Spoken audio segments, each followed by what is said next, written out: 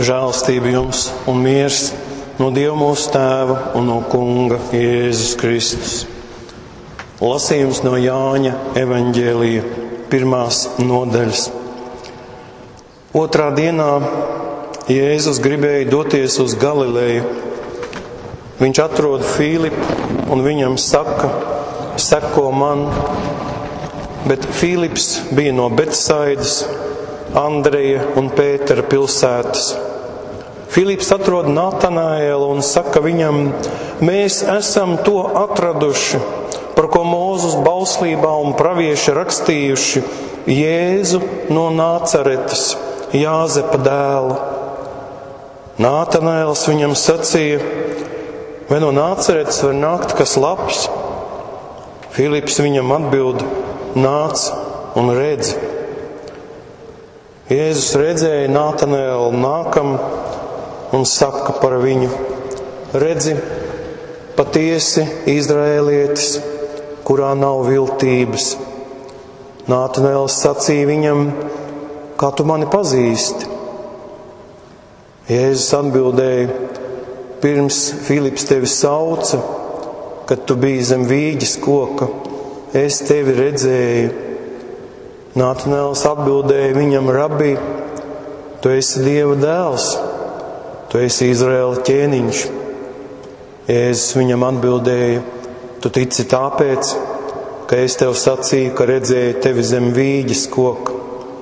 Tu redzēsi lielākas lietas par šīm. Patiesi, patiesi, es jums saku, jūs redzēsiet debesis atvērtas un Dieva eņģeļus uzkāpjam un nokāpjam uz cilvēka dēlu. Tā Kunga vārds. Paldies, Kungs, par taviem svētiem vārdiem. Mēs lūdzam, lai svētais gars mums tos atver un atklāja, lai tie mūs stiprina un vada ticībā, jo tavu vārdi ir mūžīgā patiesība. Āmen.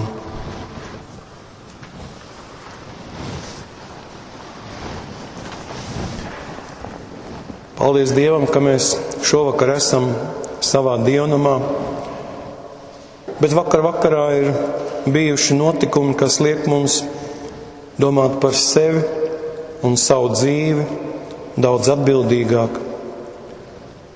Nekādas vārdiskās darbības un sludināšanas, pat ne krīze, kas no grieķu valodas nozīmē tiesa, sots, nespēja cilvēkus pa īstam uzrunāt tikai tad, kad viņi fiziski dabū pa galvu. Šie vakardien no Vecrīgas bruģa izrautie akmeņi trāpīja katram labas gribas cilvēkam, arī visiem tiem, kas godīgi Doma laukumā dziedāja, kā ierasts mūsu tautas sapulcēšanās brīžos. Tādēļ vēstulē Ebrejiem lasītie vārdi šodien skan pavisam citādi. Tos var adresēt tik vienam cilvēkam katrā laikā, jo visi mēs esam debesu aicinājuma mērķis, un mūsu visu labā ir nācis Dieva sūtnis Kristus. Un mums šodien ir jādomā, kā mēs to lietojam, kā mēs ar viņu dzīvojam. Ebrejiem bija un ir svarīgs vispirms Mūzes likums. Un tas ir svarīgs arī mums. Kad sākam to mācīties, tad ar lielu izbrīnu konstatējam, ka tas ir kas daudz vairāk nekā tev nebūs zakt vai nenokauj. Tas ir dots, lai cilvēki tiktu aizsargāti un visvairāk paši no sevis. Kristus kalna runā saka: es nenāku nevienu likumu atcelt, jo Dieva prāts ir palīdzēt cilvēkiem. Bet mēs kaut kā nemanāmi vienmēr tomēr darām nevis to, ko mēs gribam, bet to, ko negribam. Tas nāk tādiem viļņiem, līdz aiziet lielākā neprātā. Tad ir jāsajūt sāpes vai vismaz kāda atvēsinoša notikuma, kam tad seko atkal prāta pilns dzīves laiks. Tad atkal tās mācības aizmirstas. Cilvēks pats sev sāk likties liels un spēcīgs. Tā tas ir visās jomās, mazās un lielās. Bet mūsu laikos, kad mēs visu pārvaldam ar savu prāta loģiku, ir sevišķi grūti apjēgt, ka arī mūsu loģisko darbību pamatā ir Dieva gribas ievērošana. Viss rit sekmīgi, kamēr mēs esam ar to saskaņā. Un tad arī mēs esam tas Kristus celtais nams, kā skaisti saka šīs vēstules ebrejiem autors. Un saka arī ārkārtīgi aktuāli, ja jūs drosmi un cerību stipru paglabājiet līdz galam, ja mēs neapcietinām savas sirdis sarūktinājumā, tad, kad esam kārdināšanas dienā, tik precīzi, it kā šie vārdi būtu šodienai teikti. Bet tie ir teikti visu laiku ticības ceļa gājējiem. Mums ir jābūt stingriem un nelokāmiem tieši šādās neskaidrības dienās, jo tieši tad cilvēkiem visvairāk ir nepieciešams Dieva vārda skaidrais atbalsts. Nācaretis. Kas labs var nākt no Nācaretes, kas labs var nākt no mazas, nepavisam neietekmības ebreju tautas un valsts. Kāds visu tautu pestītājs var piedzimt tajā zemē un vietā, kas dzīvo vienā karā? Tādi jautājumi bieži jādzird par ebrejiem. Un tas ir viens no stereotipiem, kas valda ļaužu prātos, kas kārdina viņus būt drošiem savā neticībā. Drošiem savā neticībā. Ja kāds cilvēks saka, ka viņš ir atradis savu glābēju un pestītāju, tad pirmais, ar ko viņam ir jāsastopas, ar neticības vilni sev visapkārt. Un neko daudz vārdos šis atradējs nevar paskaidrot, kas ar viņu ir noticis. Jo ne jau viņš ir ticības avots.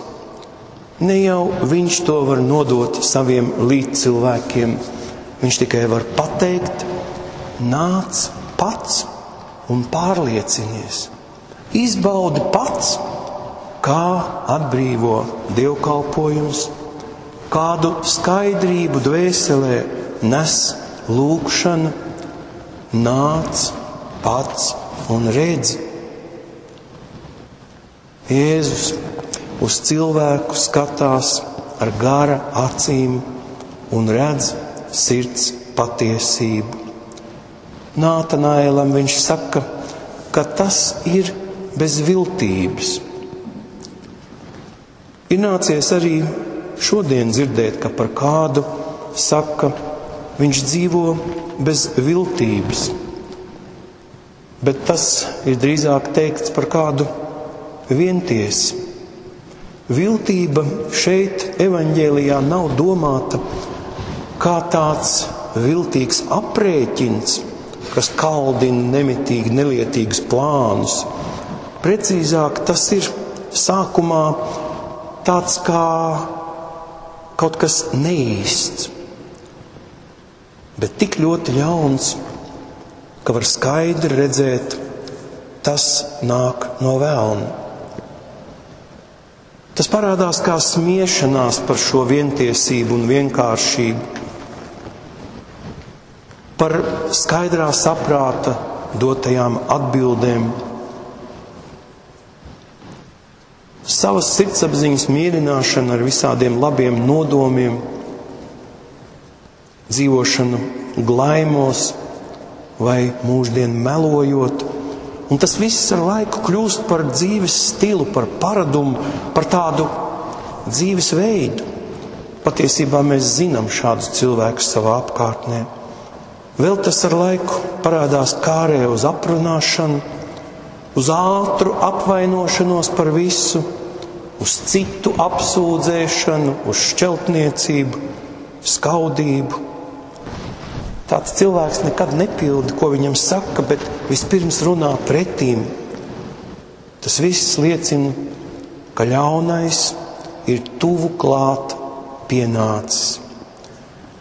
Un ja mūsu sabiedrībā ir izauguši tādi cilvēki, tad jebkurš iemesls viņos atdzīvinās vēlēšanos darīt ļaunu. Tas būs tikai iegansts, lai ļaunums gāstos pāri malām. Jēzus šīs vēlēšanās un tieksmes redz un pazīst kā ļaunā gara darbību. Bet mācekļiem viņš apliecina, ka viņos nav viltus, ka viņi var būt sekotāji un viņa vārdu tālāk nesēja. Lūk, tādi cilvēki ir jāvairo arī mums. Tas nodrošinātu mūsu gara brīvību un mūsu valsts drošību. Un tad piepildītos šie Kristus vārdi noslēgumā. Patiesi, patiesi, es jums saku, jūs redzēsiet debesis atvērtas un Dieva eņģeļus uzkāpjam un nokāpjam. Eņģeļi ziņoja par Jēzus dzimšanu Marijai, Jāzepam. Eņģeļi būs pie viņa augšām celšanās brīdī. Tie ir tie eņģeļi, kurus redzēs nākam viņa mācekļi. Vēlāk eņģeļi atbrīvos Pēteri no cietuma. Mēs lasām un redzi apustuļu darbos, tā kunga eņģelis piestājās un gaisma apspīdēja cietuma istabu. Viņš pieskārās Pētera sāniem un to modināja, sacīdams: celies ātri augšā, un važas nokrita no viņa rokām. Eņģeļi būs arī pie Filipa. Turpat mēs lasām, tā kunga eņģelis sacīja Filipam: celies un ej uz dienvidas pusi pa ceļu, kas no Jeruzālēmas ved uz Gazu. Tas ir tuksneša ceļš. Un tad viņš tur sastaps Etiopijas galminieku un sludinās tam svētā gara spēkā. Un galvinieks pieņems Kristu un lūgs pēc kristības. Tas var notikt tikai svētā gara spēkā, kas cilvēkam vienmēr saka: celies. Eņģeļi ir Dieva darbs, kas top redzams cilvēkiem.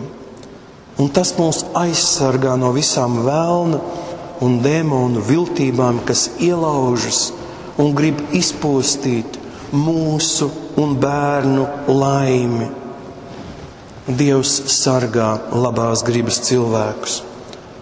To mums šodien saka šī celsmīgā rakstu vieta, kas aicina mums pašiem pārliecināties par ticības ceļu, par izmaiņām, kas notiek ar cilvēkiem, kad viņi staigā svētā gara spēkā.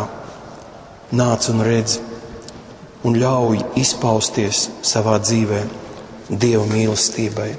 Āmen. Mēs apliecināsim viņam savu ticību. Es ticu uz Dievu Tēvu, visu valdītāju, debesis un zemes radītāju, un uz Jēzu Kristu, Dieva vienpiedzimušo dēlu, mūsu kungu, kas ieņemts no svētā gara, piedzimis no jaunavas Marijas, cietis zem Poncija Pilāta, krustā sists, nomiris, aprakts, nokāpis ellē, 3. dienā augšām celies no mirušiem, uzkāpis debesīs, sēdies pie Dieva, visu valdītāja Tēva labās rokas, no kurienes viņš atnāks tiesāt dzīvos un mirušos. Es ticu uz Svēto garu, vienu svētu kristīgu draudzi, svēto biedrību, grēku piedošanu, miesas augšām celšanos un mūžīgo dzīvošanu. Āmen. Lūksim. Debes Tēvs, Kungs Jēzu, mēs pateicamies par šo dienu, kuru Tu esi ļāvis mums nodzīvot savā žēlastībā un aizsardzībā.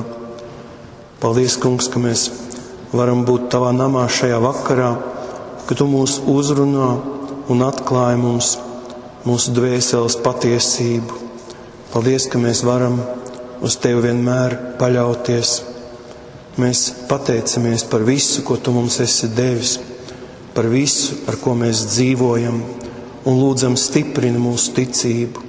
Dod mums redzīgas acis pašiem uz savu dzīvi, un lai mums pietiek spēka mainīt savu dzīvi patiesībā, lai tā ietu pēc Tava noliktā ceļa, lai mēs nepadotos nekādai ļauno spēku ietekmei un vilinājumiem, kas ved nost no Tava tuvuma, no Tavas svētības. Mēs lūdzam par visiem, kas ir nogājuši no miera ceļa. Mēs lūdzam par ģimenēm, kurās ir auguši tādi bērni, kas var pacelt roku uz otru cilvēku un sist un laust un plēst. Mēs lūdzam, lai viņi saprot savu nodarīto mums visiem, sabiedrībai un valstī. Un mēs lūdzam, lai mūsu valstī vara ir pie godīgiem cilvēkiem, kas domā par visas tautas vajadzībām, lai palīdz grūtdieņiem, lai valda taisnīgums. Sargi ar savu vareno elkoni katru, kas uz Tevi, Kungs, paļaujas. Mēs lūdzam, lai baznīcas un draudzes šajā laikā spēj stiprināt cilvēkus ar Dievu vārdu un gara spēku. Mēs lūdzam par visiem, kas šodien saņems svēto vakarēdienu. Palīdz mums no saviem grēkiem atstāties un ļaunu prātu ne uz vienu neturēt, lai svētais sakraments mums nāk par svētību. Sargā mūs māju ceļā, lai Tavs eņģelis piestājas mūsu ģimenēs un pie mūsu mīļajiem. Uzklausi, ko mēs katrs sirds klusībā Tev sakām.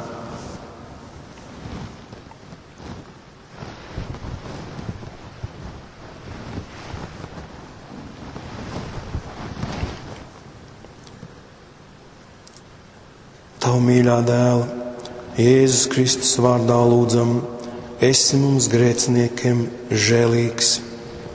Āmen.